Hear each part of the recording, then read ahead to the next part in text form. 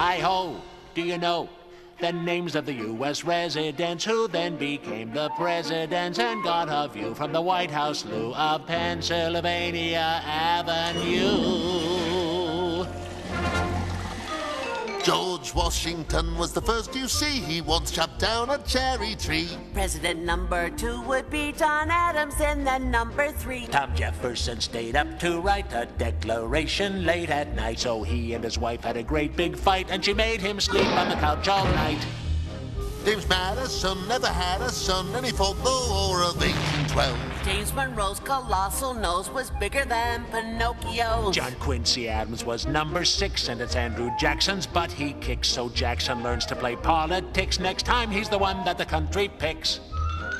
Martin Van Buren, number 8, for a one-term shot as chief of state. William Harrison, how do you praise? That guy was dead in 30 days. John Tyler, he liked country folk. And after him came President Polk. Zachary Taylor liked to smoke. His breath killed friends whenever he spoke. 1850, really nifty, Millard Fillmore's in.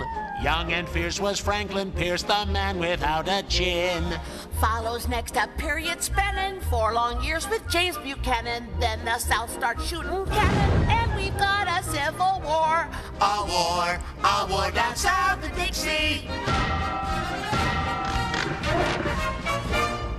Up to bat comes old Abe Lincoln. There's a guy who's really thinking. kept the United States from shrinking, saved a ship of state from sinking. Andrew Johnson's next. He had some slight defects. Congress each would impeach. And so the country now elects Ulysses Simpson Grant, who would scream and rave and rant while drinking whiskey, oh the risky, 'cause he'd spill it on his pants. It's 1877 and the Democrats would gloat, but they're all amazed when Rutherford Hayes wins by just 1 vote. James Garfield someone really hated 'cause he was assassinated. Chester Arthur gets instated, 4 years later he was traded. For Grover Cleveland, really fat, elected twice as a Democrat. Then Benjamin Harrison, after that it's William McKinley up the bat. Teddy Roosevelt charged up San Juan Hill. And President Taft, he got the bill. In 1913, Woodrow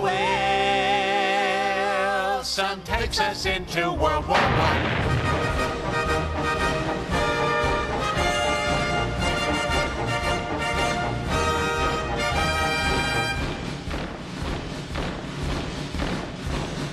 Warren Harding next in line. It's Calvin Coolidge, he does fine. And then in 1929, the market crashes and we find It's Herbert Hoover's big debut. He gets the blame and loses too. Franklin Roosevelt, president who helped us win in World War II.